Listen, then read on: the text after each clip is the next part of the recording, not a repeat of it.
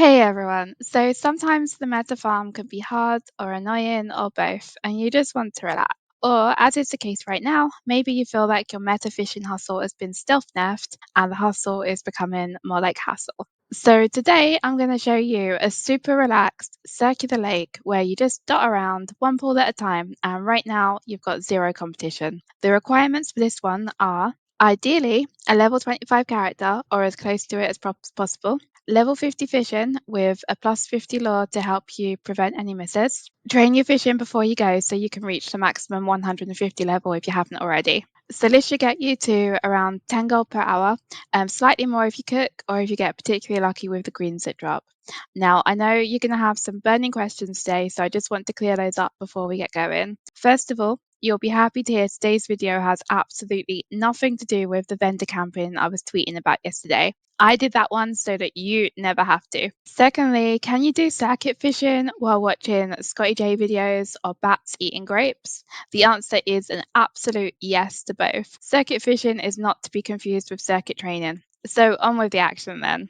Our spot is going to be in Stone Talon Mountains, and we are primarily going for sagefish pools. To reach Stone Talon Mountains as Alliance, you travel to wetlands and get a boat to Desolace Marsh. When you get there, do remember to pick up the flight point for Ferramore Isle and do a quick check of the vendor for elite shoulders. Spoiler alert, it's already being camped by 25 level 1s and there's no shoulders in sight. After that, go and grab some cooking recipes for the next phase. The recipe for Dragon Breath Chili and a few others are sold here. People are already starting to talk about these recipes and think about getting them for phase 2, so there's a high chance that they're going to sell right away, or just keep them for yourself. So run through Desolace Marsh to the Barrens, grab the Barrens flight point, check the vendors there, make sure that, remember, the trade guy has got limited supply recipes, and he can also sometimes stop mana potions. There's also a bank in Barrens, so take an opportunity to empty your bags and make sure you've got fishing lures before you continue up to Stone Talon. As Alliance, get around those guards any way you can and head to the lake. If you do die at the guards, you get put back to Wailing Cavern Spirit Healer, so it's not a big deal, it's just a short run. And yeah, that's right, I died again. So right before you arrive at the spot, you're going to notice some rogue fire elementals. These can drop elemental fire, so it could be worth killing a few. I killed a couple of those, and then I went up the path and killed the bigger ones, but they didn't actually drop any elemental fire for me anyway. The path up here leads to the Alliance flight point in Desolace.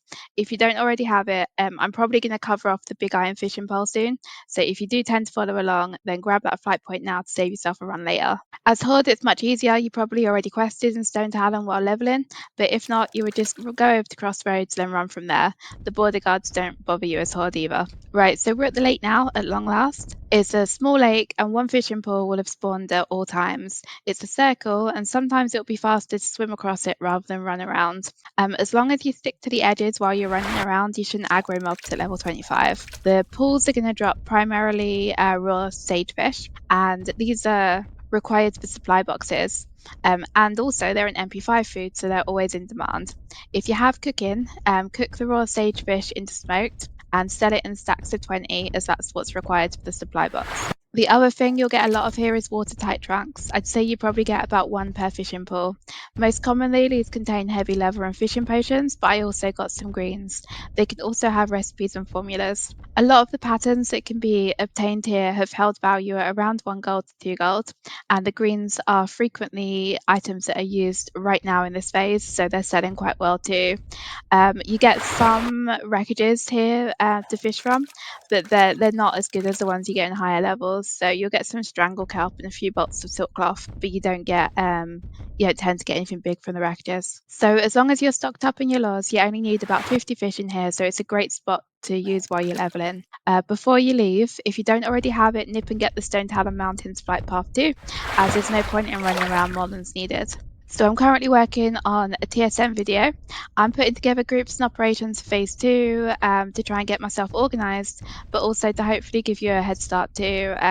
I'll make the operations and the groups available for you to use as well.